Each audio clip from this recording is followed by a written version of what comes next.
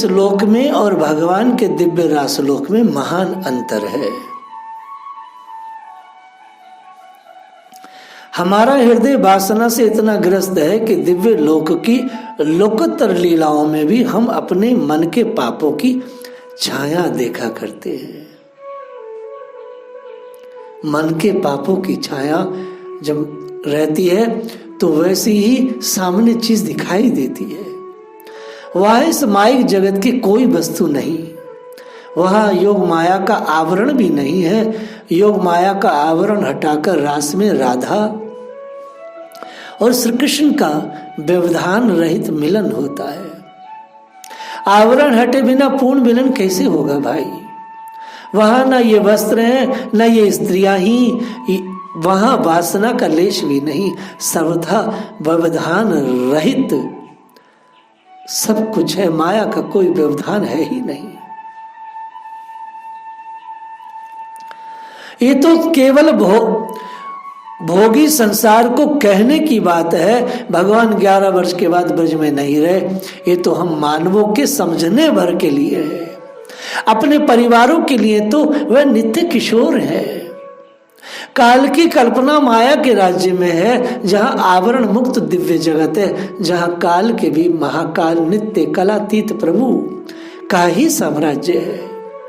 वहां 11 नहीं, वहां तो ये पुराण पुरुष है सबसे बड़ा। हम माया में बैठकर अमायिक की बात कैसे समझे भैया? रास हुआ, गोपियों का आलिंगन आदि सब कुछ हुआ, पर उस आलिंगन की हम कल्पना भी नहीं कर सकते। वो आलिंगन था क्या? वो कैसा था? काम पर पूर्ण विजय कर लेने पर महान वैराग्य के अनंतर इस राज्य में किंचित थोड़ा सा बूंद भर प्रवेश करना संभव है। जिसने वैराग्य की चादर ओढ़ ली हो, जिसने काम पर विजय प्राप्त की हो, उसको हम माया लोक में न ले जाकर यहाँ के मलिन भाव से मिलाकर प्रकट करें, ये ठीक नहीं। मानव लोक में इस लोक की कल्पना भी नहीं की जा सकती। साधारण मानव समाज में भगवान के प्रकट्य के लिए वर्णाश्रम के संस्थापन के जो हेतु है वही ठीक बात है।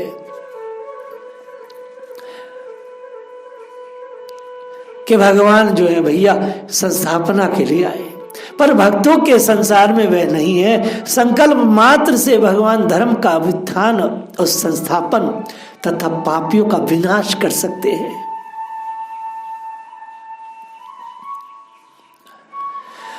जिनकी मुस्कान से सृष्टि का प्रसार हो जाता है और उस मुस्कान के रुकते ही सृष्टि विलय हो जाती है, उनके लिए अवतार की क्या आवश्यकता है? भगवान को तो भक्त के प्रेम धर्म से बाध्य होकर प्रकट होना पड़ता है। जहां भक्त भगवान के लिए मचल उठते हैं, वहां उन्हें स्वयं आना ही पड़ता है भैया। वे अपने को रोक नहीं सकते। माता बालक को नाना प्रकार के खिलौने और मिठाइयां देती है, पर उन्हें फेंक कर बच्चा जब माता के लिए तड़प उठता है, तब वहां माता को बच्चे की व्यथा मिटाने के लिए स्वयं आना पड़ता है। भक्त के हृदय में दुख है एकमात्र ब्रह ताप का, उसे मिटाकर दिव्य प्रेम धर्म की संस्थापना के लिए ही स्वयं ठाकुर जी को आना पड़ता है। मैं बार बार कहता हूं, धर्म संस्थापना है।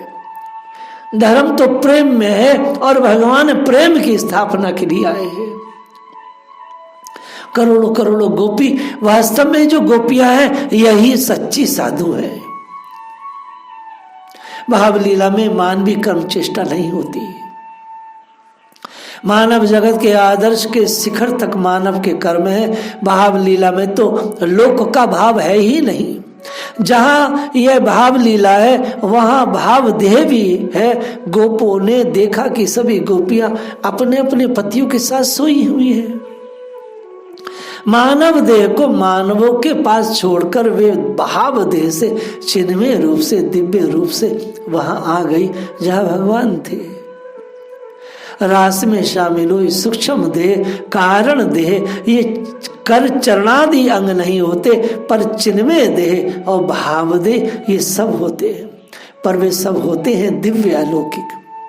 जैसे स्वयं भगवान ही गोप बालक गोप वश और बालकों का सारा सामान बन गए थे। यह लीला मैंने विस्तार से स्मरण की थी। उसी प्रकार उस नित्य रास लीला में भी स्वयं भगवान ही महाभाव रस राज दोनों रूपों में प्रकट होते हैं। वह रास मंडल इस माया से सर्वथा परे है। वहां न माया की देह है, न इस माया के मनुष्य है, और न इस माया में रमण। माया से ब्रहित योग माया के पर्दे को भी हटाकर आत्मा राम श्री कृष्ण ने आत्मा राम श्री गोपनाओं के साथ रमण किया। वहां शरीर रूप से स्वयं भगवान ही है, गोपियां भी वे ही है, सब कुछ श्री कृष्ण ही है। यह कोई कल्पना नहीं है। रास सत्य है, रास नित्य है और रास चिन्ह में है। वे क्या है ये कौन कहे, कैसे कहे? जो भावुक है, जिनका इस भाव राज्य में प्रवेश है, वे ही इसका आनंद जानते हैं। पर इस आनंद को माहिक वाणी कैसे व्यक्त कर सकेगी? जो उस पर आनंद में मग्न है, वे फिर इसके परे क्या है इस और ताकते तक नहीं। यह तो वेदांत शिरोमणि श्री मधुसूदन स्वामी ने भी कहा है, कृष्णाद परम किमपि तम अहम न जाने। उन भगवान श्री कृष्ण के सिवा कोई दूसरा भी परम तत्व है, मैं नहीं जानता। वो आगे कहते हैं, ज्योति किंचन योगिनो यदि परम पश्यन्ति पश्यन्तु ते। यदि योगी लोग ध्यान के अभ्यास से बस में किए हुए मन के द्वारा किसी निर्गुण निष्क्रिय परम ज्योति का साक्षात करते हैं तो करते रहे। हम तो चाहते हैं यमुना के किनारे वह जो कोई अनिवर्चनीय सामला सलोना तेज नीलमणि दौड़ता फिरता है, वही मेरे नेत्रों में चिरकाल तक चमत्कार उल्लास उत्पन्न करता रहे। ये कल्पना का लोक नहीं है, ये परात्पर सत्य दिव्य लोक है। कोई आवश्यकता नहीं इसे किसी को समझाया जाए, किसी को रास के बारे में क्यों समझाया जाए, किसी को श्री कृष्ण के बारे में क्यों समझाया जाए।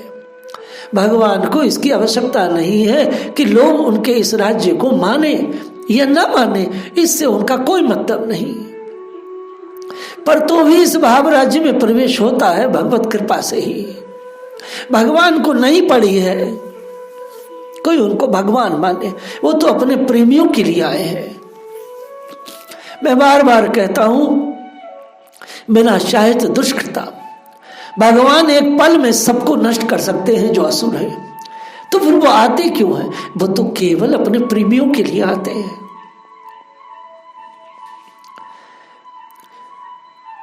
इस भाव राज्य में प्रवेश उन लोगों का हो ही नहीं सकता। इस भाव राज्य में प्रवेश करने पर भक्त प्रभु के सिवा ने किसी को मानता जानता समझता नहीं। सारा संसार विरोध करे, लाख करे, पर उनकी तो संसार की कोई परवाह नहीं है। जगत की समालोचना का विषय है ही नहीं, ये हो सकता नहीं,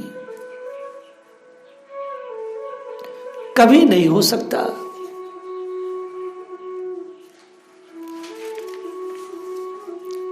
भगवान की नित्य लीला है।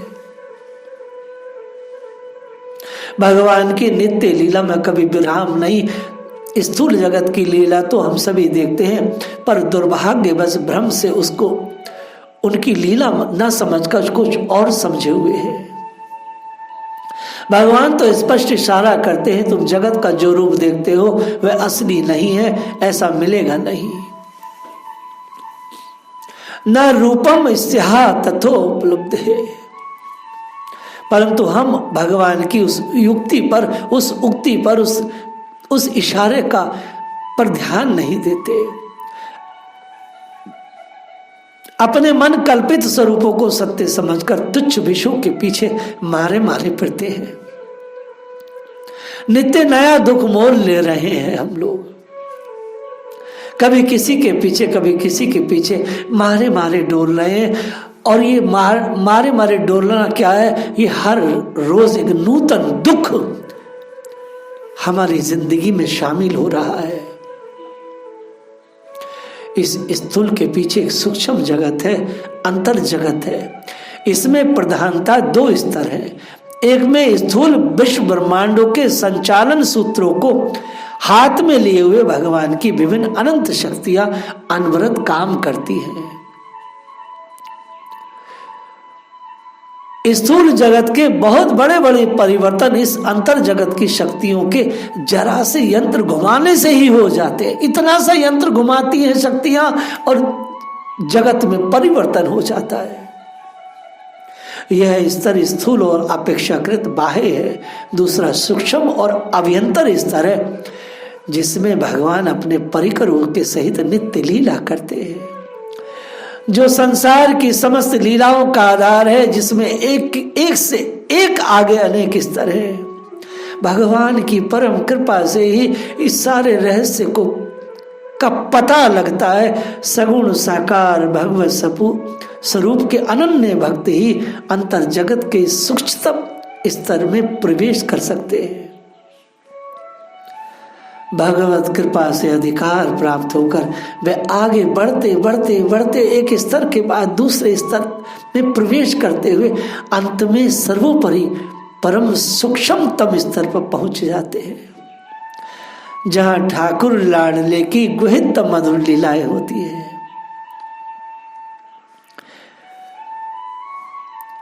स्तर भेद से राम भक्त साकेत, श्री कृष्ण भक्त गोलोक और शिव भक्त कैलाश, श्री विष्णु भक्त वैकुंठ, परम धाम महाकारण आदि कहते हैं। मैं देखिए पूरी बात खोल कर चल रहा हूं, चूंकि मुझे मूल साहित्य मूल वैदिक ग्रंथों के आधार पर बात कहनी होती है। यही भगवान का लौकिक सूर्य चंद्र के प्रकाश से परे है, वरम इन सबको प्रकाश देने वाले दिव्य प्रकाश से संयुक्त दिव्य दिव्य धाम है। इनकी लीलाएं अनिवर्चनीय है। अनंत जल निधि के एक जल कण से भी अल्प परिमाण में अयोध्या, जनकपुर, चित्रकूट, पंचवटी, श्री वृंदावन, मथुरा, द्वारका में उस समय प्रकट हुआ था जिस समय स्वयं ठाकुर जी अपने प्रिय परिकरों सहित अयोध्या में राम रूप में, ब्रज में कृष्ण रूप में प्रकट हुए। उनका यह नित्य विहार आज भी है। आज भी अयोध्या में ठाकुर है और आज भी ब्रज में हमारा लाडला कन्हैया है। भगवान के अवतरण के साथ ही उनके नित्य धाम का भी अवतरण होता है। उसी में भगवान की लीलाएं होती हैं। इसी से लीला धामों की इतनी महिमा है। आज भी भगवान की लीला धामों में लोग वास करते हैं, उनका अनुभव करते हैं।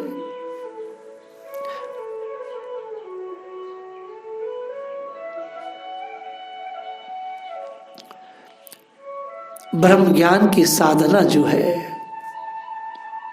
जगत को सर्वथा वस्तु शून्य समझना व्यतिरेक साधना है, और चेतनात्मक समस्त विश्व को में एक चेतन अखंड परिपूर्ण ब्रह्म सत्ता का अनुभव करना अनियम साधना है।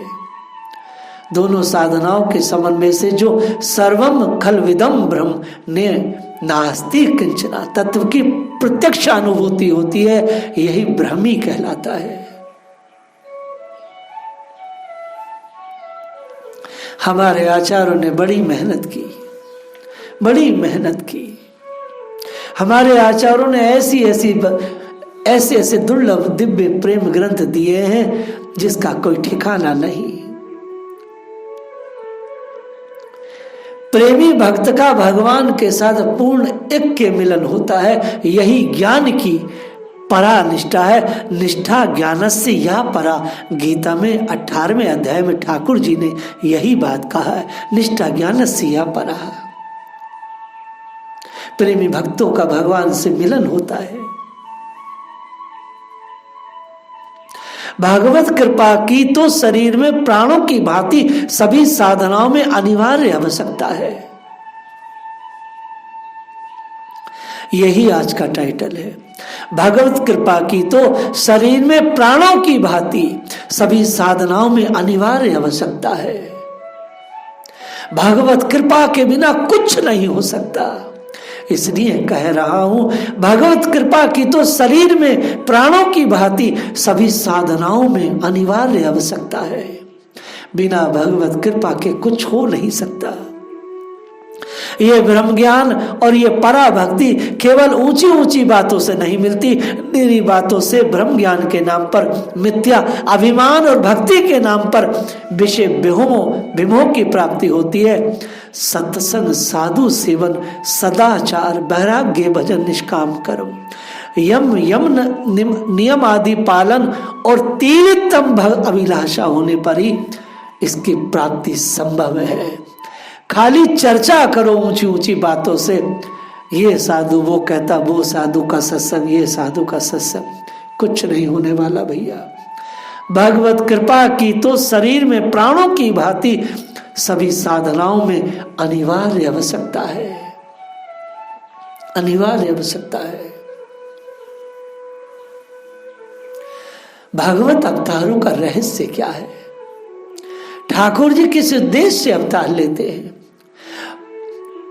परितारणाय साधूनां विनाशाय च दुष्कृताम् धर्म संस्थापनार्थाय संभवामि युगे युगे।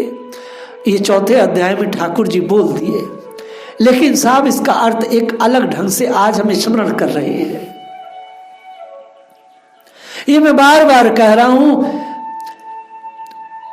भगवान परितान करते हैं साधुओं का, विनाशाय च दुष्कृताम्। ये तो वो घर बैठे कर दे, धाम बैठे कर दे, परित्राणाय साधूनां, ये ही बात पक्की है। साधुओं का परित्राण, पापियों का बिना, धर्म की स्थापना, ये उनके साधारण से संकल्प है जो यूं ही कर देंगे। अरे यहां तक कि अपनी सनिधि में रहने वाले किसी मुक्त कारक पुरुष को भेज दें तो वो भी अपने भ्रू संकेत मात्र से पूरे ब्रह्मांड का पालन कर दे, ठीक कर दे। वे साधारण कार्य के लिए नहीं आते। फिर परितारणाय साधूनां, इसका रहस्य क्या है, इसका अर्थ क्या है? तो भैया श्रीपाद बड़े बड़े आचार्यों ने कहा, साधु शब्द से गोपंगनाओं जैसे साधु समझना चाहिए, क्योंकि गोपंगनाओं के जैसा साधु कौन हो सकता है, जिनका परित्राण साक्षात भगवान के दर्शन के बिना हो ही नहीं सकता था। तथा दुष्कृति भी भगवान के परम अंतरंग भक्त जय विजय जैसे समझने चाहिए, जिनका दुष्कृत भगवान की लीला विशेष के लिए, विकास के लिए ही था। अन्य दुष्कृतियों को तो उनका दुष्कर्म ही नष्ट कर देता है। किसी दुष्कर्मी को मारने की जरूरत नहीं है। दुष्कर्मी तो परम पूज्य प्रातष्मणि डोंगरी जी कहते थे, वो अपने दुष्कर्म से ही मर जाएगा, उसको मारने की आवश्यकता ठाकुर जी को नहीं है। और धर्म संस्थापन से यह भक्ति प्रेम योग रूप धर्म की स्थापना समझनी चाहिए। धर्म संस्थापना अर्थाय धर्म संस्थापन से यहाँ भक्ति प्रेम योग रूप धर्म समझना चाहिए, जो ऐसे कोटि कोटि कामनीय मधुर मनोहर भजनीय भगवान के बिना हो ही नहीं सकती थी। यही अर्थ युक्ति युक्त भी मालूम होता है। अवतांतर प्रयोजन साधुओं की रक्षा, भाग्यवान दुष्कृतियों का शरीर विनाश रूप से उद्धार और पवित्र सनातन धर्म की स्थापना है ही महारानी कुंती ने स्तुति की है। भगवान के अवतार का हेतु महारानी कुंती ने बताया। भक्ति योग विवर्तनाय कथम पश्चिम ही स्त्रहा, जिनके अंतकरण सर्वथा मल रहित पवित्र है, उन परमहंस मुनियों की भक्ति योग में प्रवृत्त कराने के लिए अवतार धारण करने वाले आपको हम अबलाएं कैसे जान सकती हैं नाथ? इससे ज्ञात होता है परमहंस मुनियों को प्रेम दान करने के लिए भगवान स्वयं आए, भगवान स्वयं आए, स्वयं आए। महारानी कुंती की जो स्तुतियां हैं बड़ी सुंदर हैं। प्रभुपाद ने तो महारानी कुंती की शिक्षाओं पर एक सुंदर सा ग्रंथ तक लिखा। कोई कहते हैं आपने पूर्ण श्लोक राजा युधिष्ठिर का यश बढ़ाने के लिए ही यदुवंश में अवतार लिया, अथवा चंदन जिस प्रकार मलयाचल में पैदा होकर उसकी कीर्ति बढ़ाता है, उसी प्रकार आपने महाराज यदु का यश बढ़ाने के लिए यदुवंश में अवतार लिया। किसी का कथन है कि वसुदेव देवकी ने आप अपने पूर्व जन्म में पुत्र रूप में आपसे प्रकट होने की प्रार्थना किया। अजन्मा होकर आप जगत के कल्याण देवद्रोही दानवों का वध करने के लिए आए। कोई कहता समुद्र में पृथ्वी डूब रही थी सो आए, उसके कल्याण के लिए ब्रह्मा जी की प्रार्थना पर आए। पर कुंती जी ने अपना मत प्रकट करती हैं कि इस संसार में अज्ञान कामना और कामना युक्त कर्मों के कुचर्क में पड़े हुए जो जीव विभिन्न प्रकार के कलेश भोग रहे हैं, संतत जीवों के कलेश से मुक्त करने के लिए, उनके सुनने और मनन करने योग सुंदर दिव्य लीलाओं के करने के लिए आपने अवतार लिया है। प्रभु आपने अवतार लिया। सबसे अंत में जो कुंती ने बात कही यही दुर्लभ और दिव्य है। भगवान प्रेमियों के लिए आए, प्रेमियों के मटेरियल की तैयारी के लिए आए कि उनकी लीलाओं का चिंतन करें। जो लोग आपकी प्रेम भरी दिव्य लीलाओं को सुनते हैं, गाते हैं, कीर्तन करते हैं, बार बार स्मरण करके आनंदित होते रोते हैं, वे शीघ्र ही जन्म मरण रूपी संसार प्रभाव को शांत करने वाले आपके मंगल में चरण कमलों का दर्शन पा जाते हैं। महारानी कुंती ने जो स्तुति की है ऐसा कोई कर नहीं सकता। कुंती जी का बतलाया हुआ अंतिम प्रयोजन बहुत ही हृदयग्राही है, बहुत ही सच्चा है, बहुत ही आनंद वाला है। भागवत चरित्र ही वस्तुतः भव सागर से तरने के लिए दृढ़ नौका है। कलयुगी जीवों का तो यही आधार है। इसी से गोसाई जी ने गाया है, कलयुग समझुग आन नहीं जो नर कर विश्वास, गाई राम गुण गण विमल भव तरही बिना ही प्रयास। अमल आत्मा मुनियों को भक्ति योग प्रदान करने वाले प्रयोजन भी बहुत ही युक्ति युक्त है। इसी से पवित्र भागवत धर्म की स्थापना होती है। इन्हीं हेतुओं से सर्वत्र स्वतंत्र इच्छा शून्य भगवान अवतरण होने की इच्छा करते हैं। जय विजय आदि सरीखे दुष्कृतियों की और प्रेम धर्म स्थापना की बात तो समझ में आ गई, परंतु गोपंगनाओं के परिताण की बात समझ में नहीं आई। उनको क्या दुख था जिससे भगवान के साक्षात अवतीर्ण हुए बिना उससे नहीं छूट सकती थी? इसका उत्तर है वास्तव में भगवान के दिव्याति दिव्य मंगल स्वरूप के दर्शन की लालसा ही उनके महान दुख का कारण थी।